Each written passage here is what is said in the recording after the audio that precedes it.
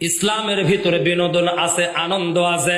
এই বিনোদন কিন্তু 14 ফেব্রুয়ারির ফুল কেনা নয় রে যুবক।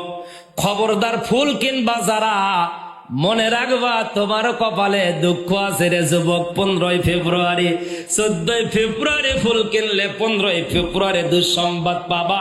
ওইটা আমি বলবো না, শুধু বলবো তুমি ভালো মেয়েকে বিবাহ করতে পারবা না, তুমি ভালো সন্তান জন্ম দিতে পারবা না তুমি, কারণ তোমার চরিত্র খারাপ, যার কারণে তুমি 14 ফেব্রুয়ারি ফুল কিনেছ।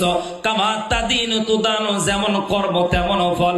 14 ফেব্রুয়ারি ভালোবাসা দিতেই হয়, ওইটা ভালোবাসা পাবে মা, ওই ভালোবাসা পাবে বাবা। এর বাহিরে কোনো মানুষ ভালোবাসা পাওয়ার যোগ্য নাই। কথা কন ঠিক কিনা?